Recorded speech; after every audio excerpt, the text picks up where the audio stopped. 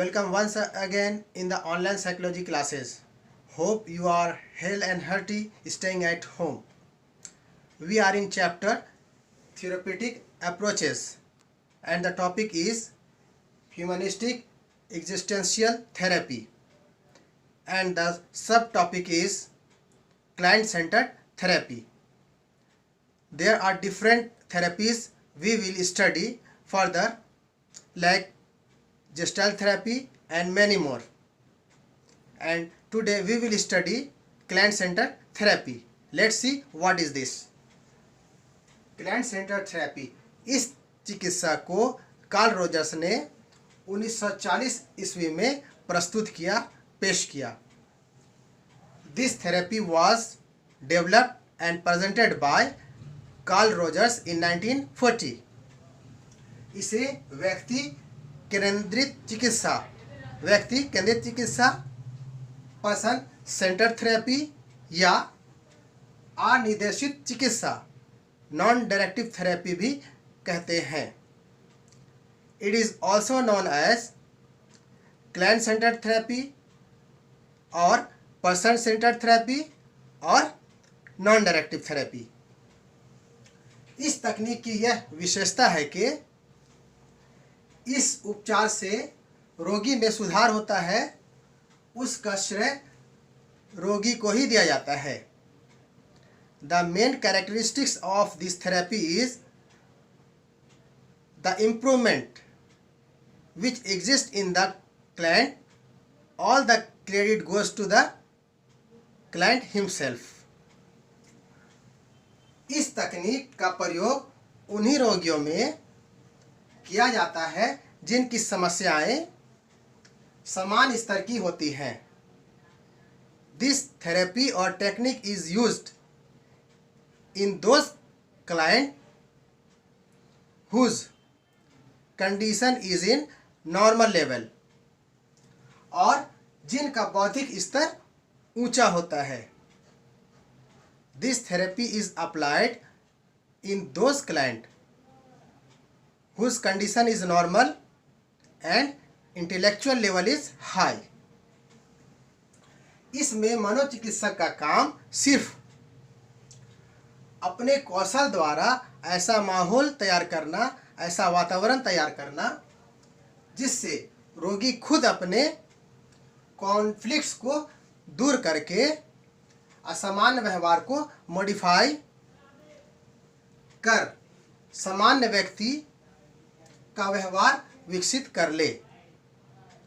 The role of the therapist in this technique to make normal the client and create such environment in that the client modify himself and come into the normal condition.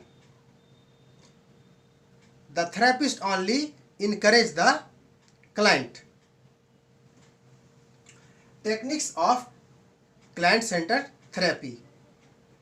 इसमें क्या तकनीक use होते हैं उसको देखते हैं.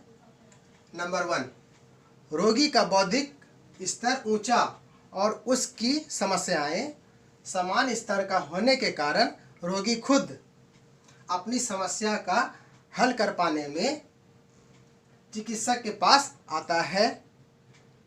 यहाँ इस थेरेपी में देखते हैं चूँकि रोगी का मानसिक स्तर सामान्य होता है और बौद्धिक स्तर भी ऊंचा होता है, इसलिए रोगी खुद चिकित्सक के पास, मनोचिकित्सक के पास आता है.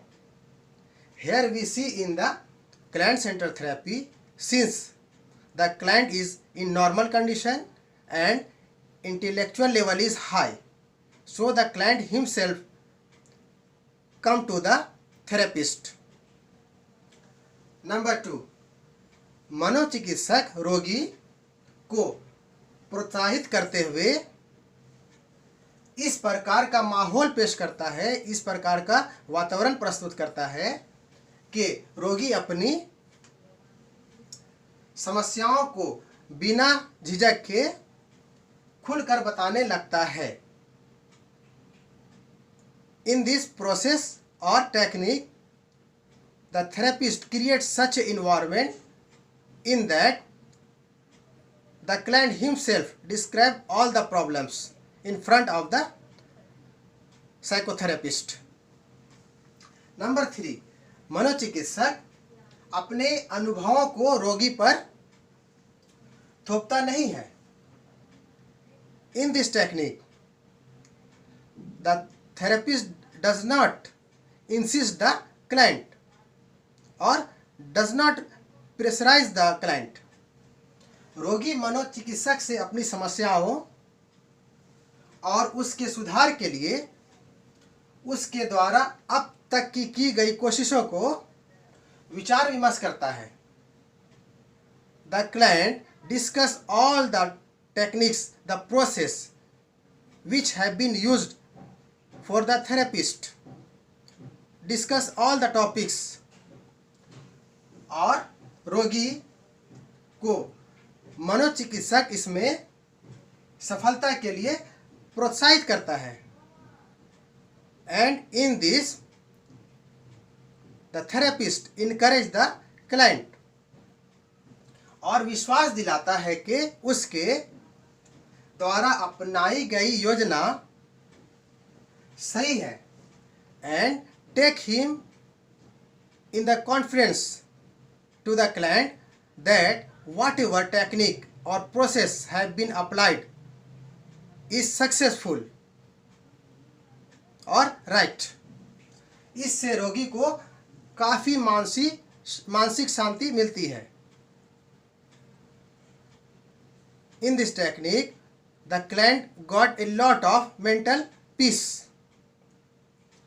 Number 4, रोगी और चिकित्सक के बीच का संबंध तब खत्म होता है. The relation between client and the therapist end up when, जब रोगी खुद समझने लगता है कि वह अपनी समस्याओं से निकल सकता है. And the process of this psychotherapy is end up when the client himself observes or thinks that the problem which he has, he can come out from the problem himself, or he can tackle the problem himself. In this condition, this therapy is end up. तो इस तरह से हम देखते हैं कि इस विधि में रोगी खुद अपनी समस्याओं को पहचानता है और खुद ही अपनी समस्या को हल करने की कोशिश करता है.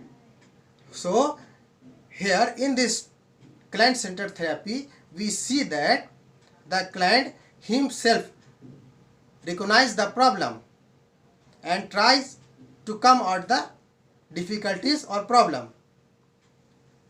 चिकित्सक रोगी को प्रोत्साहित करता है.